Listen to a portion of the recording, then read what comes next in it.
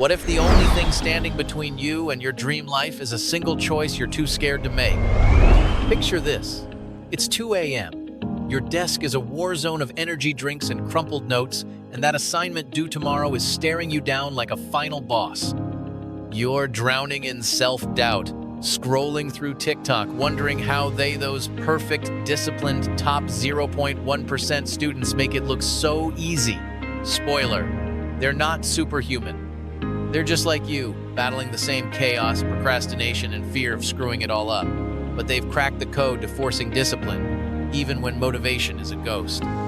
Stick with me because I'm about to walk you through the exact mindset and strategies to transform your inner mess into unstoppable focus. Ready to become the student you secretly know you can be?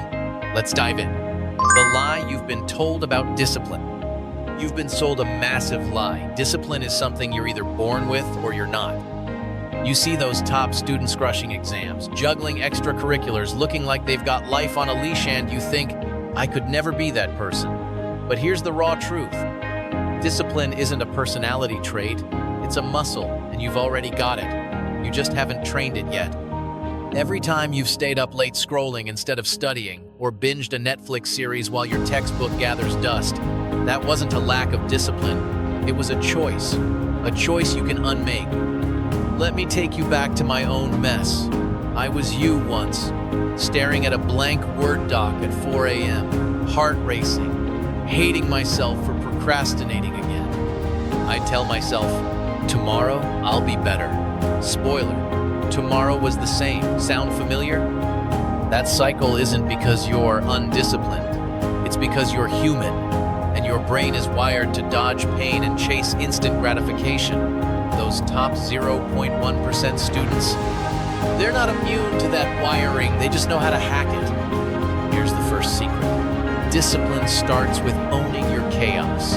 Stop pretending you'll magically wake up as a productivity god. Instead, face the ugly truth. You're scared. Scared of failing, of not being enough, of wasting your potential.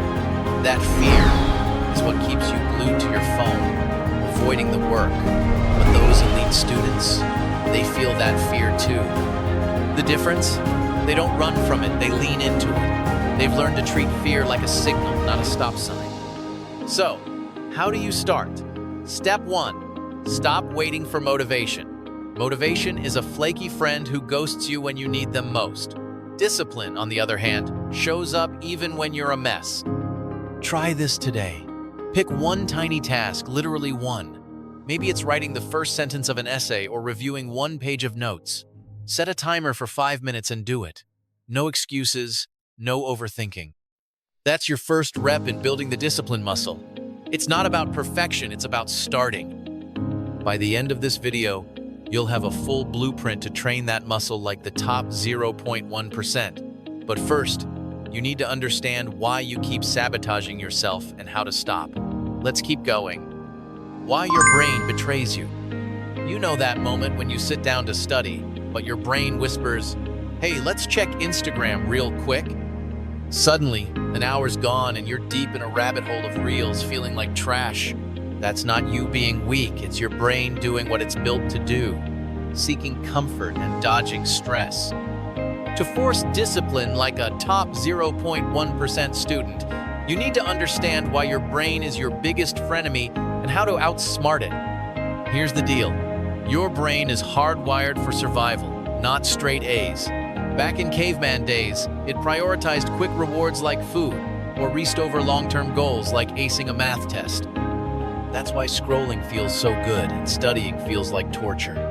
Your brain sees that textbook as a threat, triggering a stress response that screams, run, find something easier.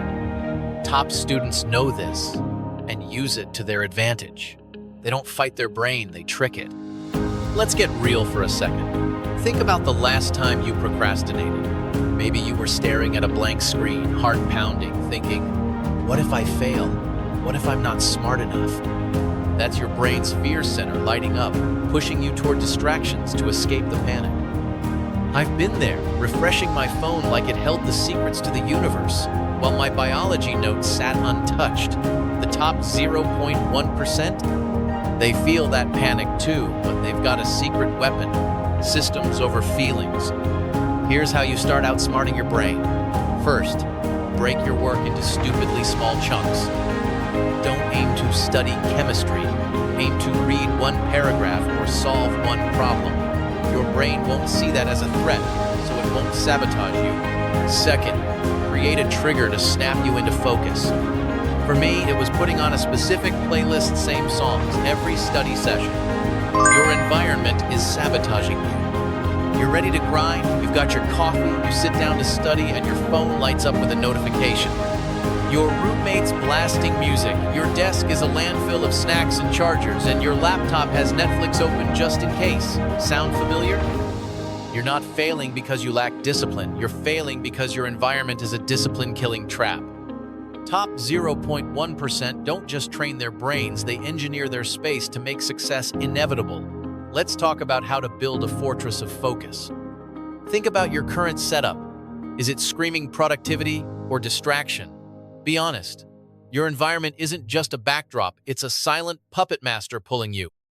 When I was drowning in deadlines, my room was chaos. Clothes everywhere, my phone buzzing, and my bed practically begging me to nap. I'd tell myself, I'll focus anyway, but my environment was rigging the game against me. Top students, they don't leave focus to chance. They design their space like a battle station. Step 1. Declutter ruthlessly. Clear your desk until it's just your laptop, notebook, and a pen. No energy drinks, no random trinkets. A clean space signals your brain. This is serious. Next, kill digital distractions. Put your phone in another roomie's physically. Studies show even a phone in your pocket can tank your focus by 20%. If you need your laptop, use apps like Freedom or Cold Turkey to block social media during study hours. Top 0.1% students treat distractions like the enemy, not a quick break. Finally, control your soundscape.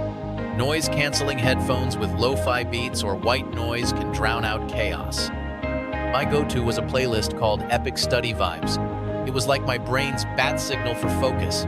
Your environment is either your ally or your assassin. Build one that fights for you, and you're halfway to that top 0.1% discipline. Next, let's tackle the daily habits that make it stick. Trick your brain like a top 0.1% hacker. Your brain is smart. Too smart. It knows how to avoid pain, how to seek comfort, how to justify skipping what matters, and it's been outplaying you for years. But what if you turn the tables? Top students don't just study harder. They study smarter by tricking their own brain. Here's how they hack the system. 1. They never ask, "Do I feel like it?" Because the answer is always no. Instead, they use the countdown trick.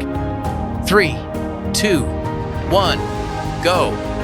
No thinking, no negotiating, just action. That tiny gap between the thought and the decision, they kill it. 2, they lower the barrier to start. They don't say, "I'm going to study for 4 hours." They say, "I'll just open the book and read 1 page." Why? Because once you start, momentum kicks in. The hardest part isn't studying, it's starting. 3, they make studying frictionless. Phone in another room. Only 1 tab open. Desk already cleaned the night before. They don't rely on discipline to resist distractions. They remove them from the battlefield entirely. 4, they gamify everything. Timers become races. Checklists become wins. They treat studying like a boss fight, not a chore. Because when your brain thinks it's playing a game, it stops dreading it. 5, they use focus anchors. That one hoodie they always wear while studying.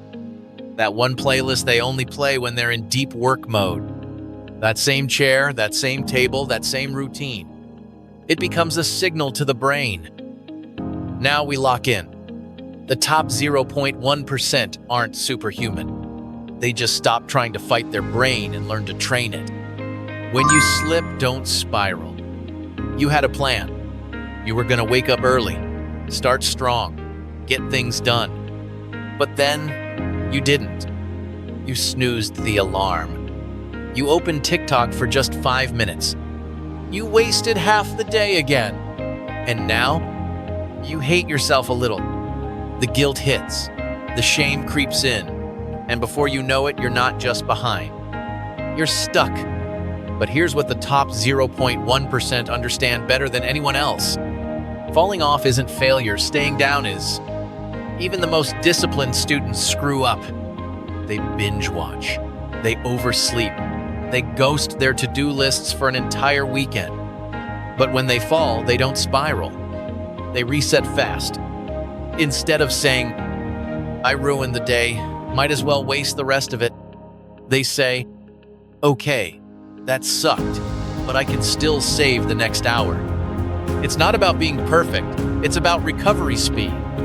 They've trained themselves to expect bad days, to forgive themselves without excuses, to keep their self-talk strict but kind. You messed up, own it. Now get back in the chair. The war for your attention is real and you're losing. Let's be brutally honest. You're not failing because you're dumb. You're failing because your brain is fried. Not from studying, from switching. Switching between TikTok, YouTube, texts, group chats, Spotify, scrolling memes, watching reels, answering DMs, checking grades, checking again. You're burning energy just by existing online. And by the time you sit down to study, you've already spent your focus on nothing.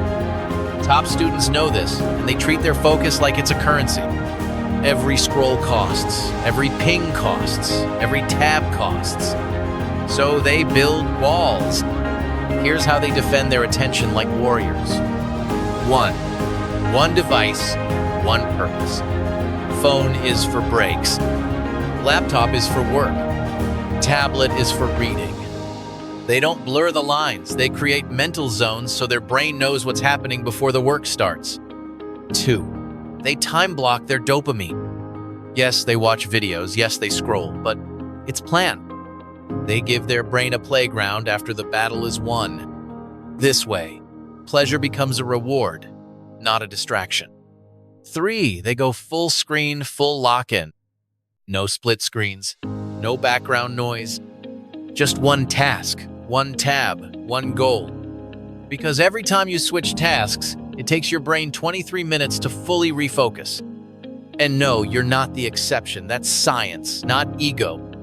4. They uninstall like their future depends on it. Because it does. They delete apps during finals. They block websites. They cut off access to the things that drain them, even if it hurts. Because here's what they know. If you can't control your environment, it will control you. And in this world, your attention isn't just being stolen, it's being sold. So, if you want to force discipline like a top 0.1% student, you have to treat your attention like it's sacred. Even the best want to give up, but they don't. Here's the truth no one talks about. Even the top students, the ones who seem like they have it all together, they break down too. They cry over grades.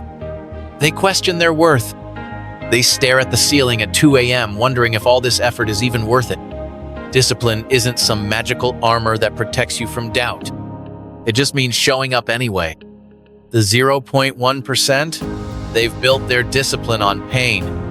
Not on being perfect, but on being relentless.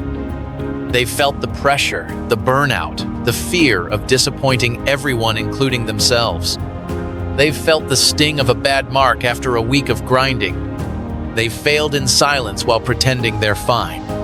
But they didn't stop, because they've learned something that changes everything.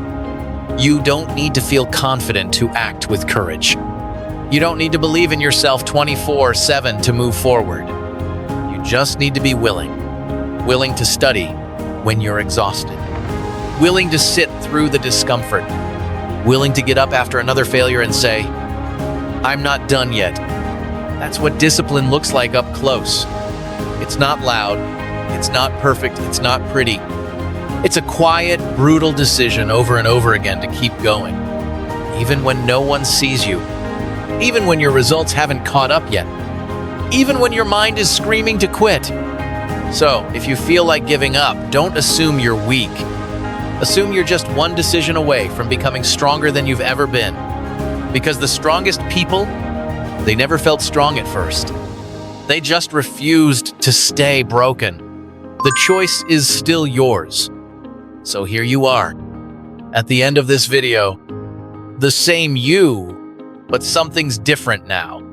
You're not waiting for motivation anymore. You're not fantasizing about a perfect version of yourself that only exists in your head. You're ready to act. Not next week, not tomorrow. Now. Because discipline isn't a personality trait, it's a decision. Made every hour, every day, in silence. No one's coming to save you. No alarm is going to make you care. No app, no studygram, no quote is going to fix this for you. But if you're still here, still watching, still breathing, then there's a fighter in you. And that fighter doesn't need perfect conditions. Because the moment you do, you're no longer waiting to become disciplined. You are. And that quiet, invisible version of you, the one no one claps for, the one who gets up when no one's watching, that's the version that changes everything. Now go earn the life you were supposed to have.